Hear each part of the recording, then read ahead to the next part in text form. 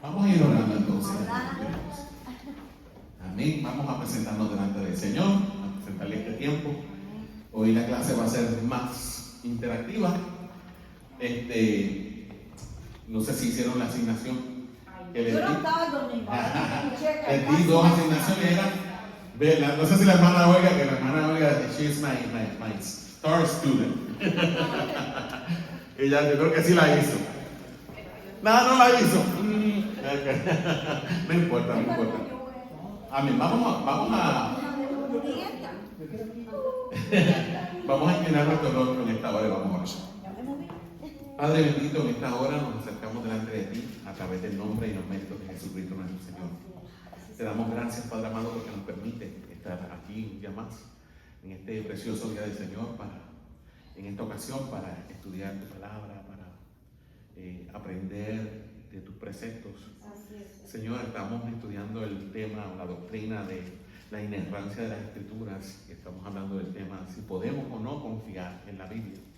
Te pedimos en el nombre de Jesús, Señor, que tu Espíritu Santo sea abriendo los ojos de nuestro entendimiento y los ojos de nuestro corazón para poder entender esta verdad tuya, Señor. En el nombre poderoso de Jesús, toda gloria, toda honra y alabanza por siempre, Señor. Amén.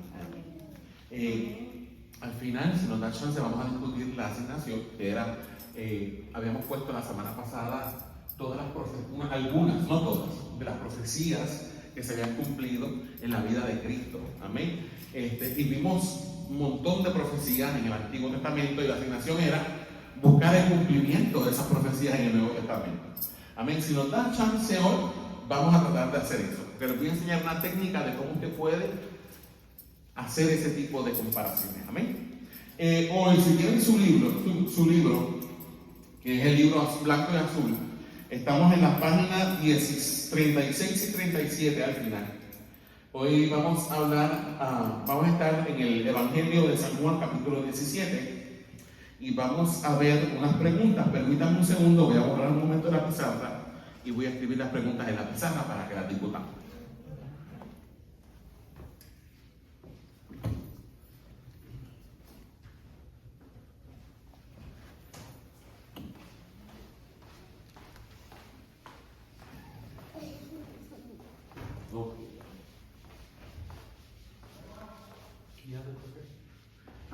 Yes, I do. Okay. Yes, it's right. No, it's not. Where is it? Bueno. Ok. Vamos a abrir nuestras Biblias en el Evangelio de San Juan, capítulo 17, y vamos a leer los versículos del 6 al 8, y luego vamos a leer los versículos del 14 al 17. Juan, capítulo 17. Déjame escribir eso acá. No contaste papel.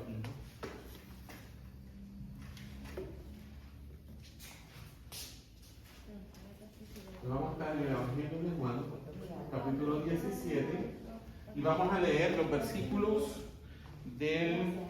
Oh, gracias, hijo. Pero this is too big. It's okay. Okay, it's all right. Una Biblia huérfana, sí tengo una Biblia huérfana. Es bilingüe. Mitad inglés, mitad español. Juan 17, del 6 al 8.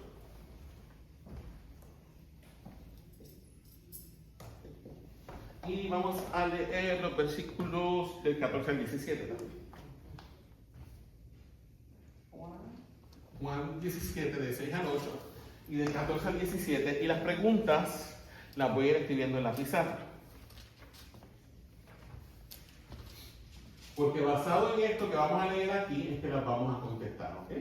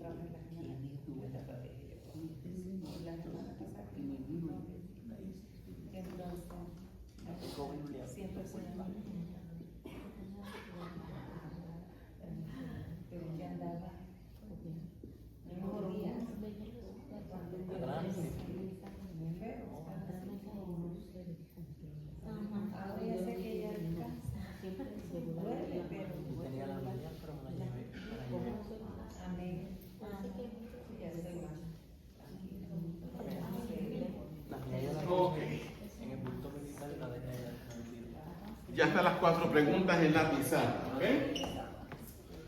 Vamos primero a leer el pasaje que nos compete en este día, que es Juan, capítulo 17, versículos del 6 al 8, y luego del 14 al 17. Amén. Vamos a todos juntos a leer primero Juan 17, del 6 al 8. ¿Ok? Este pasaje es la oración sacerdotal de Jesús. Dice así, a la 1, a las 2 y a las 3, que dice: he manifestado tu nombre a los hombres que del mundo me diste. Tuyos eran y me los diste, y han guardado tu palabra. Páralo allí. ¿Qué está diciendo Jesús a él? Allí. ¿Está hablando con quién Jesús está hablando? Allí. ¿Con quién está hablando Jesús en ese pasaje? Con el Padre. Está en una oración, ¿verdad? Y él le dice al Padre en su oración que él ha manifestado el nombre del Padre aquí a los hombres que del mundo me diste. ¿Ok? No a todos los hombres. ¿A quiénes? Solamente a los hombres que del mundo el Padre le había entregado. ¿A quién? ¿A quién se los entregó? A Cristo, ¿verdad que sí? ¿Qué dice Jesús en ese mismo versículo? Tuyos eran. ¿De quién eran esos hombres, dice Jesús? Del Padre. ¿Y qué termina diciendo allí? Y me los diste. ¿Ok? En otras palabras, tuyos eran, Padre, y tú me los diste. ¿Y qué dice él? Y han guardado tu palabra. O sea, la han puesto por obra. Dice el versículo 7, todos juntos, a la 1, a la 2 y a la 3, que dice: ahora han conocido que todas las cosas que me has dado proceden de ti. ¿Ok? ¿Cuántos años Jesús estuvo con esos hombres? 3 años y medio con los discípulos. En su ministerio. En su ministerio. Ahora, el discipulado de Jesús no era como el discipulado que nosotros damos en las iglesias de hoy. Ustedes saben que cuál es el discipulado que damos hoy. 1 hora de estudio bíblico en una casa. Y va y nos vemos, adiós, nos vemos la semana que viene. Y si acaso, el discipulado de Jesús no era así. Era 24 horas al día, 7 días a la semana, por 3 años y medio con esa gente. ¿Ok? O sea, Jesús no solamente compartió conocimiento, Jesús compartió, ¿qué cosa? Su propia vida en ellos. Jesús derramó su vida en esos hombres. ¿Me está entendiendo? O sea que ellos conocieron a Jesús de una manera íntima que ninguno de nosotros hoy día lo conoció. Porque lo vieron cara a cara, lo tocaron, comieron con él, cenaron con él, durmieron donde dormía. ¿Ok? Y ellos pudieron ver a Jesús en todas sus facetas. Por eso que Jesús dice en el versículo 7: ahora han conocido que todas las cosas que me has dado proceden de ti. en esa intimidad y en esa relación ellos pudieron darse cuenta de quién era Jesús. ¿Ok? Por eso es que Pedro, cuando Jesús le pregunta en Mateo 16, cuando están en la ciudad de Cesarea de Filipo, ¿quién dicen los hombres que yo soy? Y bueno, unos dicen que tú eres Juan el Bautista, unos dicen que tú eres Elías, tú eres Jeremías o alguno de los profetas. Y después se les dice, ahora, ¿qué ustedes piensan de mí? A Jesús no le importaba tanto lo que pensaba la gente, era que creían ellos de él. Y Pedro se levantó y le dijo, tú eres el Cristo, el Hijo del Dios viviente. O sea, ellos se dieron cuenta de que Jesús no era cualquier persona, era el Hijo de Dios. ¿Ok? Versículo 8. Porque las palabras que me diste les he dado, y ellos las recibieron, y han conocido verdaderamente que salí de ti, y han creído que tú me enviaste. Entonces las palabras que habló Jesús y compartió con los discípulos, ¿de quién era en última? De Dios mismo, de Dios el Padre, ¿verdad que sí? Estamos hasta ahí con eso, ¿verdad? Ahora vamos a saltar a los versículos 14 al 17. Mami, ¿tienes tu copia que te había dado, mi santa? Ven acá. Yo te saqué copia. Ahora no las encuentro. Pero deben estar ahí dentro. Bueno. Ok, ¿qué dicen los versículos de 14 al 17? Vamos a ver. A la 1, a las 2 y a las 3. ¿Qué dice?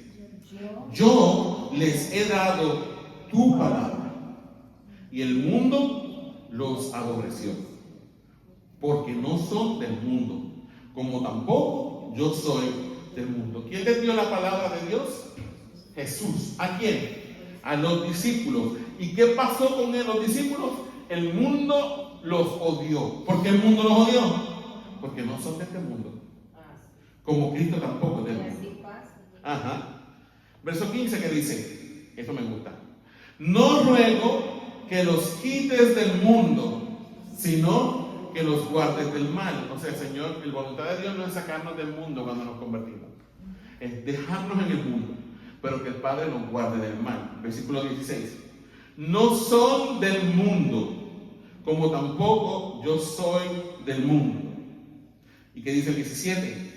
Santifícalos en tu verdad, tu palabra es verdad. Santifícalos en tu verdad, tu palabra es verdad.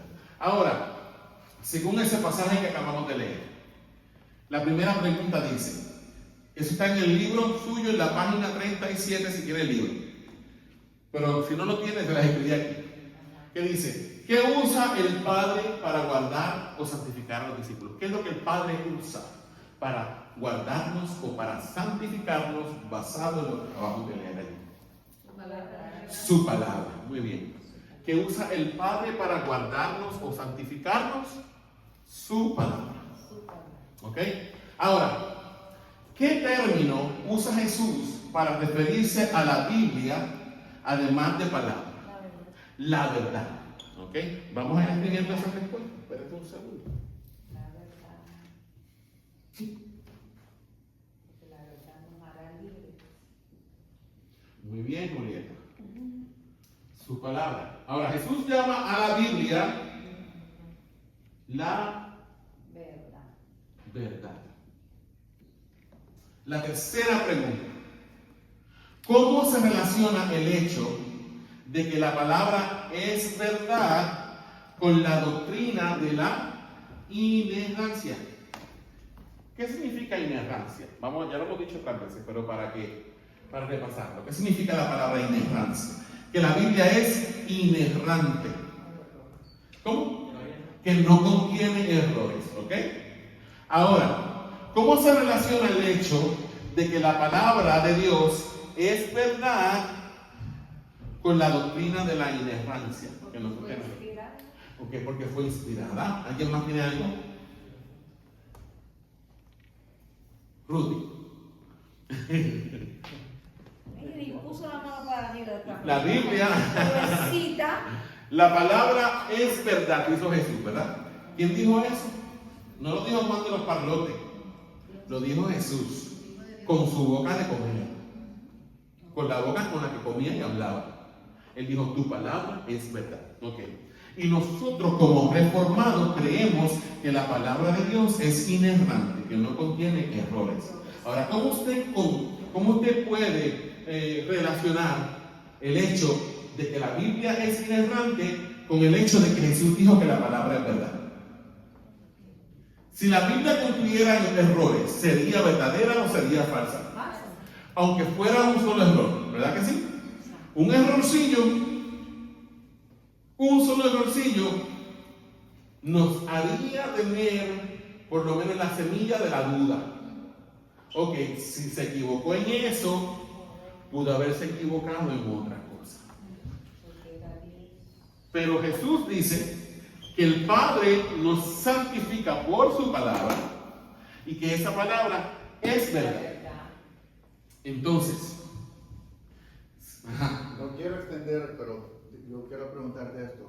¿Cómo contrarrestamos el argumento de otras religiones abrahámicas en el proceso de traducción del original a nuestro idioma? explica abunda más En el aspecto de que dicen, ellos reclaman de que como no es el original, que pudo haber hay errores en la traducción.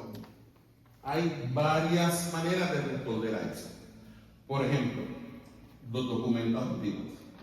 Tenemos documentos antiguos como la Ilíada. La Ilíada de Homero. ¿Es un documento cristiano o no? La Ilíada, ¿es un documento cristiano o no cristiano? La Ilíada de Homero. Primera vez que escucho eso. No es cristiano, es un documento no cristiano. Que fue escrito, lo escribió Homero. Que alguien que me busque en qué año vivió Homero en Google, porque a veces como me la sacaste de la manga production y es bueno, no me acuerdo a qué año fue escrito, pero que alguien me lo busque. ¿En qué año fue escrito la Ilíada de Homero? Ilíada de Homero. La Ilíada. Estoy hablando de un documento no cristiano, ¿ok? Alguien que me lo busque. Gracias por la pregunta.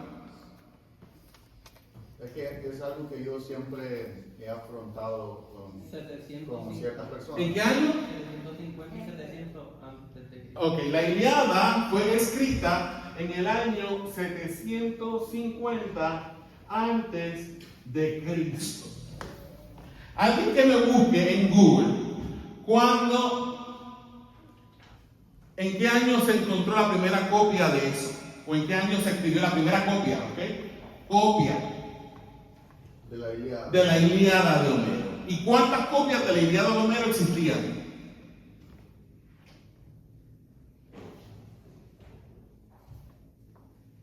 Alguien que me busque eso. No estaba preparado para la pregunta, por eso estoy usando Google. No está bien. O pregúntele a ChatGPT. Mira, a veces yo me detengo de hacer preguntas porque no quiero interrumpir tu... No, pero está bien, olvídate de esto. Pero bueno, Miguel. Eso es bueno, a mí no me molesta. Pregunta, por eso es que tú tienes que ir a mi célula, ¿ves? Pero como no quieren ir a mi célula, Es que la haces el video. yo sé, tranquilo. ¿Cuáles eran las dos preguntas? ¿En qué año se hizo la primera copia de la Ilíada? ¿Y cuántas copias fueron? Fueron casi 650 copias. Ajá. ¿En qué año fue? Fue encontrada, dijo. Escrita, la copia. La copia La copia del original. Anterior al año 520. Pregúntale a ChatGPT. Bueno, se sabe que se hizo una copia después. Se hicieron copias. La Ilíada fue escrita ¿en qué año? 750. Ok. ¿Y cuántas copias había y en qué año? Más o menos.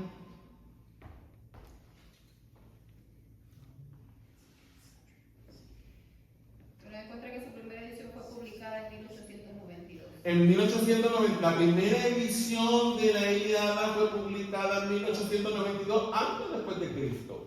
Pues no dice. Después de Cristo. Por la- 1800 ¿qué? 92. 1892, después de Cristo, se hizo la primera edición de la Ilíada. Ok. ¿Alguien duda de la veracidad de la Ilíada de Homero? Nunca había escuchado. Nadie duda de la veracidad de la Ilíada de Homero. ¿Cuántas copias tenéis, Mario? ¿Dijiste? 650. 650 copias. ¿En qué año fue? Más o menos en el 516. 520. ¿Antes o después de Cristo? Ah, interesante. 500 copias para el año 520 después de Cristo. Y nadie duda de la veracidad de la obra. Todo el mundo dice, eso lo escribió Homero. Ahora, alguien que me diga cuántos manuscritos del Nuevo Testamento había ya para los fines del siglo I. ¿Cuántos años de diferencia? 750. ¿Cuándo habían 600 copias? En el 520 después de Cristo. ¿Cuántos años habían pasado? 1000 años casi. Y la primera edición fue escrita ¿en qué año? En el 1892 después de Cristo. Y nadie duda de eso. Alguien que me busque. ¿Cuántos manuscritos del Nuevo Testamento había a finales del siglo I después de Cristo? En menos de 100 años de Cristo haber nacido, muerto y resucitado. ¿Cuántos manuscritos habían? Del Nuevo Testamento. No tengo esa información a la mano, me estoy acordando ahora. Nuevo Testamento. Del Nuevo Testamento. Siglo I después. Siglo I después de Cristo. Siglo I. 25.000 copias del Nuevo Testamento en el siglo I Después de Cristo. después de Cristo. La era de los primeros cristianos. En la era de los primeros cristianos. Y la gente tiene los pantalones de poner en duda la veracidad del Nuevo Testamento. Usted me está entendiendo. Pero ¿quién habla? La gente ignorante que no sabe. No estoy diciendo que les toque para. Quieren justificar el no creer en Cristo Jesús. Exacto. Y van a buscar 50.000 faltas. Estoy diciendo que las copias no tienen error. Es posible que las copias tienen error. Pero ¿sabes? Búscame cuál es el porcentaje de error que tienen las copias del Nuevo Testamento. Error tal vez en traducción, no error en traducción, sino que traducido de una manera un poco. Son errores en la agiografía, en la gramática, en la ortografía. De dedo. Que, acuérdense cómo se transcribían los manuscritos. Por computadora o eran fotocopias. No existía la fotocopia. Era a mano. Esos errores podemos llamarlos porque, ¿cómo entendemos? Digamos, usted tiene una palabra, la dice en Puerto Rico, tiene un significado en Puerto Rico, pero en Honduras venimos y nosotros esa palabra que nosotros Puede significar otra cosa. Pero no significa que es que el sentido con el que se escribió la palabra en la Biblia no Ajá, exacto. no es como como la gente lo entiende de acuerdo a la cultura. Exacto. Ahora, esos errores, Wendy, ¿le quitan validez y veracidad a la escritura? Ninguno. Bueno, Julieta. No, que en los tiempos de antes, como ahora estamos, antes ellos hablaban como ellos miraban. Ajá. Y ahora nosotros. Acuérdense, les enseñé desde un principio una palabra, cosmovisión. ¿Ok? ¿Esa gente era de la cultura de nosotros hoy? No. Esa gente tenía celulares. Si les enseñaban un celular, sabrán qué iban a pensar. ¿Ok? Porque no tenían nuestra cosmovisión de vida. Entonces, ¿de quién es culpa? ¿De ellos o de nosotros? De nosotros, que no queremos ver el mundo a través del cristal de los ojos de ellos. Como usted dijo ahorita, de que su mundo giraba alrededor de la agricultura y por eso se expresaban mucho como Entonces, esa lengua. eso está por perfecto ejemplo. ¿Sabes por qué? En Habacuc, la vida de esa gente giraba en torno a la agricultura. ¿Ok? Tal vez para nosotros no tiene ningún sentido decir, aunque la higuera no florezca, ni en las vides haya fruto, ni en los labrados haya mantenimiento, y las ovejas se quitarán de la majada, y no haya vacas en los corrales. ¿Por qué? Porque nosotros no somos agricultores. Entonces, ¿qué tenemos que hacer nosotros? Aplicar esa palabra al siglo XXI, ¿ok? Pero sin dejar de perspectiva la manera de yo ver el mundo. ¿Estamos hasta aquí? Estamos hasta aquí. Entonces, 25.000 copias al fin del siglo I del Nuevo Testamento. Eso no. Mira cuántos años pasaron entre la primera copia de Homero escribió la Ilíada a la primera copia de Homero de la Ilíada, perdón. Más de casi 1000 años entre una cosa y la otra. Y la primera edición moderna se escribió en 1892. Pero de la Biblia, ya el siglo I, habían 25.000 copias. Pastor, yo creo que la Biblia es verdad porque Dios me dice que es verdad que todo lo Exacto. que está ahí. Ahora, ese argumento es bueno entre cristianos, pero cuando un inconverso te va a decir algo, No solamente un inconverso o personas de otra religión. ¿Inconverso? Pues sí, o sea. Pero está muerto en el pecado. cristianismo. ¿Sí? Sí, Puede ser de otra religión, pero está muerto en el pecado, es inconverso. tú sabes Porque que sea judío. Tú sabes que esa gente nos ve a nosotros, disculpen la impresión, pero ellos nos ven a nosotros los gentiles como perros. Oh, sí. Así, definitivamente. De trozo y moche. Tanto el judío como el musulmán. Como el árabe. Entonces, cuando porque yo, no tal vez es un argumento extendido, pero siempre sacan ese argumento que te dice lo de nosotros es lo de nosotros y esto fue en el original y es así. Ajá. En cambio, ustedes vinieron y fue traducido por los gentiles por la Iglesia Católica Romana. Ese es el argumento. Señor, ayúdanos. Entonces, ¿cómo vamos a contrarrestar? Esa fue mi pregunta. ¿Cómo podemos contrarrestar eso? Nosotros sabemos lo que creemos. Ok, Porque el Espíritu nos guía. de esa copia lo que le dije, hay errores ortográficos. Puede que se hayan confundido poner un acento, poner unas comas, puntos, lo que fuera, una letra, una palabra. Pero no le quita el espíritu a la palabra. Ahora, Yo también, ¿verdad? Para Ujú. añadir lo mismo.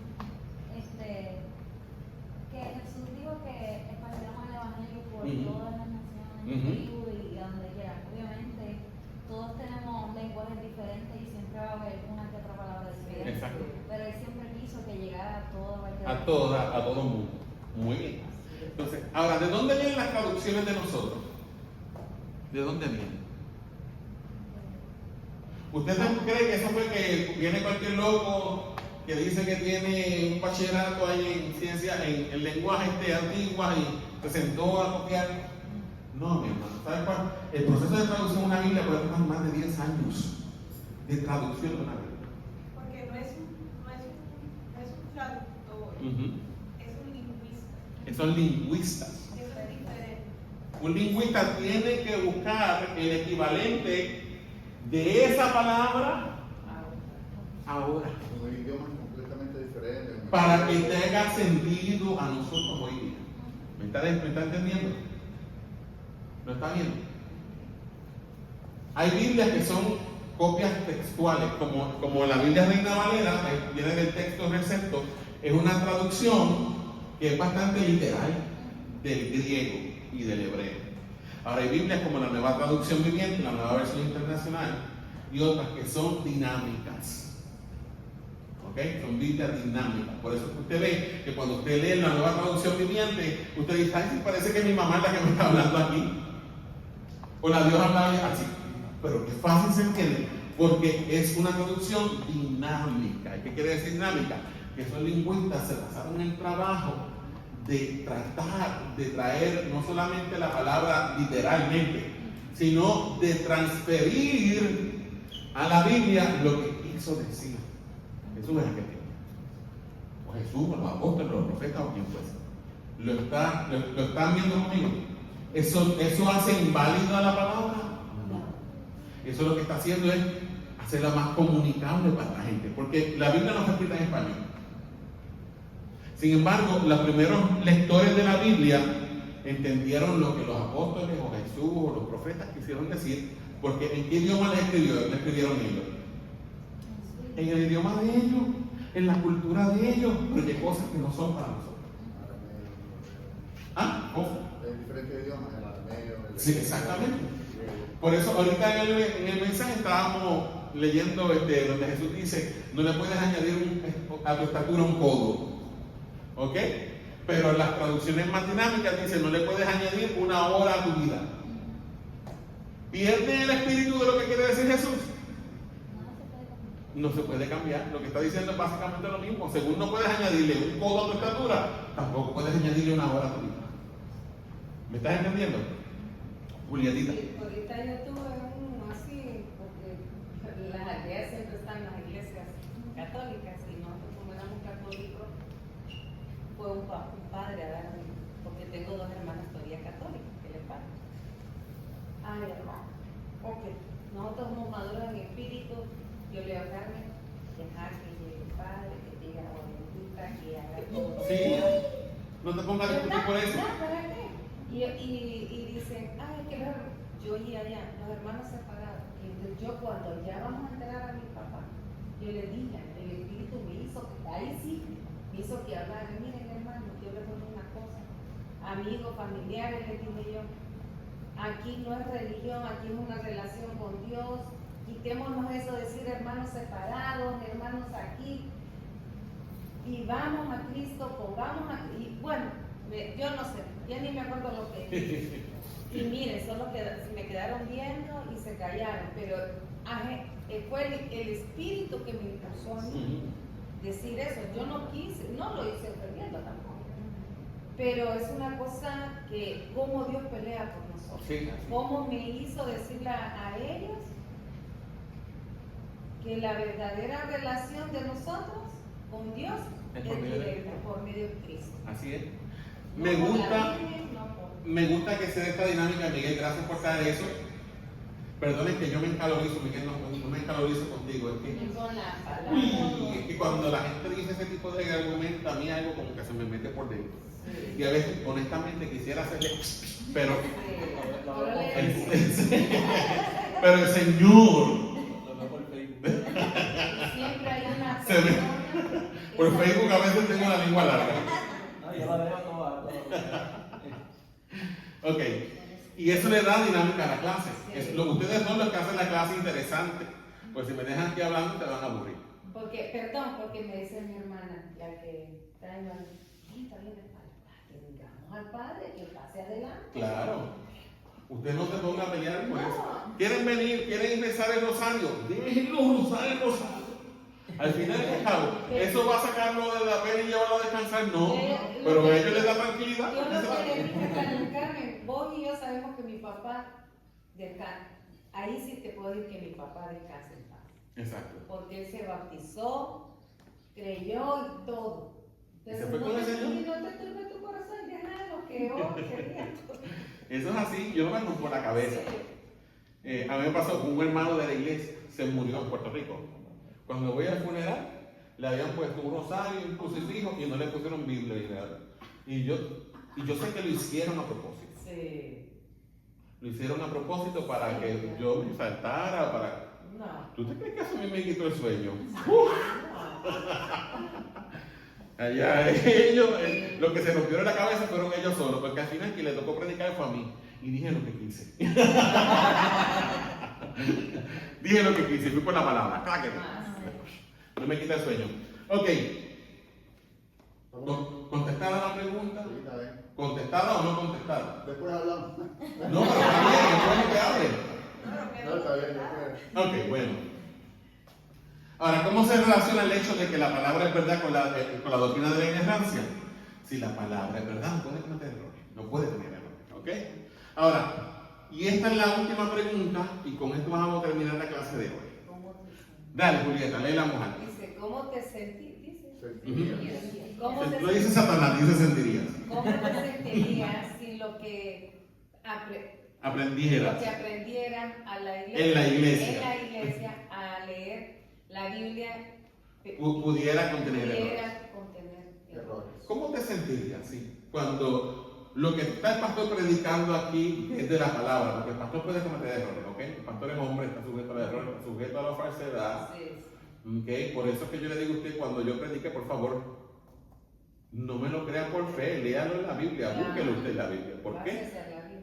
Porque yo puedo decirle un disparate, Ujú. ¿ok? Porque la mayor parte de las falsas doctrinas no vienen de otras religiones, nacen en el seno mismo de la iglesia, ¿ok? Entonces, nosotros sí hay error.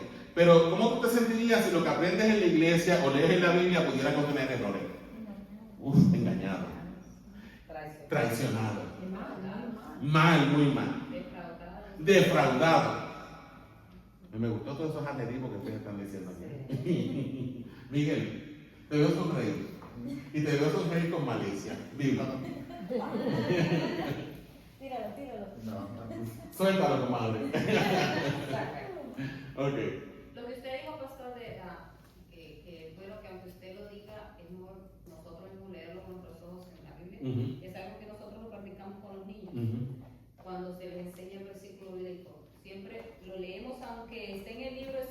Ujú. y todo, Se basa o en la uno Biblia. le dé un papelito con el versículo, uno le dice que le dé la Biblia para que ustedes vean que lo que estamos leyendo está Es la realmente verdad. escrito ahí. Exacto. Está escrito ahí, entonces es algo que se practica porque así nadie queda con dudas.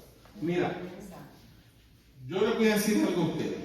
Se lo he dicho otras veces, pero hoy quiero confirmar. Miguel, tú lees. Tú lees. Que si leo Ajá. la Biblia, Lees. Normal. Cualquier cosa. me encuesta. Ahí está el detalle. ¿Sabes algo? Si leyeras más, tendríamos argumentos para discutir para él. Te lo digo a ti, te lo digo a ti.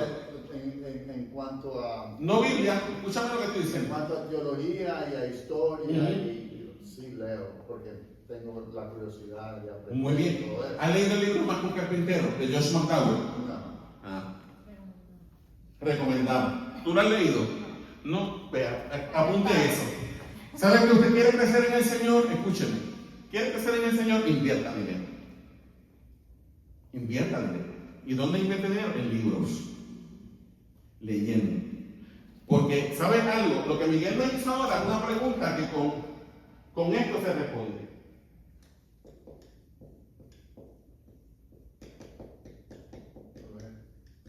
Apologética.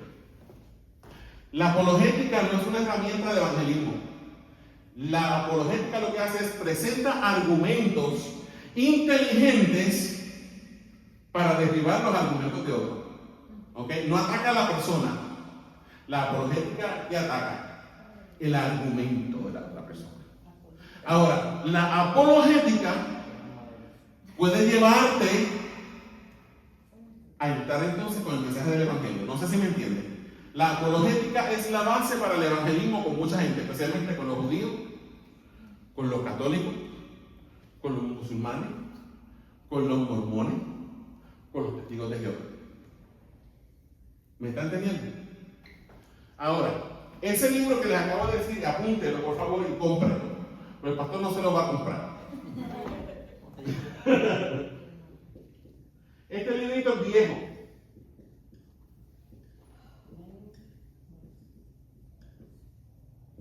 Pero que sean más. ¿Verdad? Más.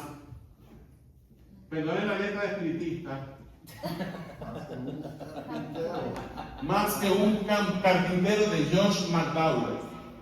Entre a Amazon.com. ¿A usted te gusta comprar cositas en Amazon? Yo sé que se acuestan de noche y eso está el teléfono de noche. ¡Ring! Comprando porquerías en Amazon. Compre el libro. ¿Ok? Ese libro lo más que puede costarle son $10. Más que un carpintero de Josh McDowell. Josh McDowell era ateo. No creen en Dios. 7 cuesta. ¿Ah?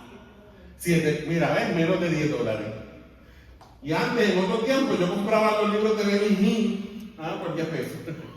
Compraba herejía por 10 pesos. ¿Ok?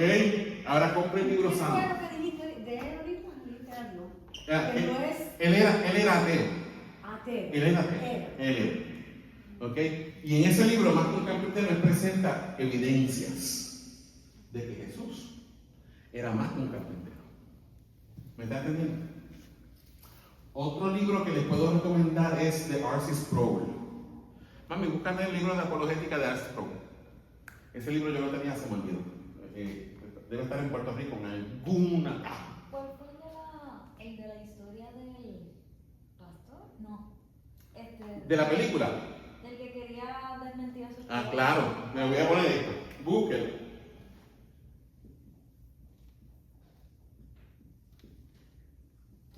Ese era el caso contra. Algo así era. No es solo una preguntita también, porque yo estoy igual. Oh, espérame. Este es otro libro de McDowell. Evidencia que existe un veredicto. Me están saliendo, están saliendo del modo de acá atrás estos libros. A mí me pasó algo con mi hermano Miguel, que a veces nos aparecen personas. Ahorita que yo fui a visitar a un vecino que ya están bien viejitos, están Ujú. yendo a la iglesia cuando se han bautizado. Yo le di el testimonio de mi papá, que mi papá, mientras hay vida y esperanza, le dije. Entonces me dice él, don Gavino, me dice, una preguntita, me dijo. Ay, Señor, ¿qué contesto? pero yo me dejé guiar por el Espíritu, ahí me dije si lo dije bien o no, yo dije con más duda. ¿Cómo que dicen que nos tenemos que bautizar una sola vez en el Espíritu? ¿Va que sí? ¿Cómo Él fue la me cosa? preguntó, porque yo me tengo que bautizar si ya me bauticé, Ah, chiquito, cuando estaba... yo tengo la respuesta para eso.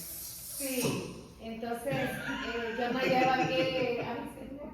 Bueno, entonces le digo, mire, Gabino, le digo, yo lo que le puedo decir, lo poco que yo puedo decir, no le puedo dar que en aquellos tiempos, le digo yo, nos bautizaron a nosotros, le digo. Estábamos pequeños, no sabíamos que no estábamos éramos bebés. Sí, pero ahora tenemos que saber por qué tenemos que bautizarnos, porque tenemos que dejar el viejo hombre, le dije yo así, y entrar es lo que yo sabía. Le contestaste bien dentro de Sí, todo. pero yo quería Decirle más. pero Ok. también. Mira, por eso que es importante que vengan a las clases bíblicas, porque aquí dígame, tocamos esas tanto cosas. para por si me vuelvan a- ¿Apuntaste esos libros? Porque tú bregas con jóvenes, Por mi nombre. ¿ok? Tú bregas con jóvenes aquí en la iglesia. Y ustedes, maestras, también deberían comprarlos y leerlos. ¿Sabes por qué? Porque todas esas preguntas que le hacen la gente de la calle, se las van a hacer los muchachos de la iglesia. ¿Ok?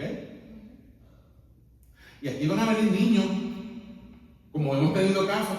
Yo no creo en la Biblia porque eso es invento de los hombres. Niños, una niña de 10 años, ¿qué puede estar diciendo eso?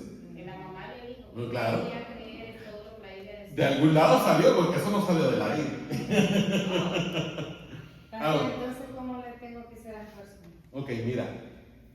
Por ejemplo, el significado de la palabra bautismo. La palabra bautismo viene de la palabra griega bautizo y significa sumergir.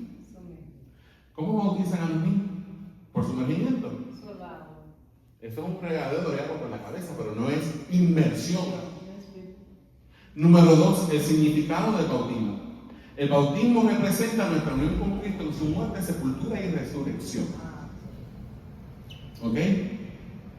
Y una persona inconversa está muerta en delitos y pecados. En nuestra unión con Cristo, en su muerte, sepultura y resurrección. Entonces, un inconverso no puede participar del bautismo. ¿Ok?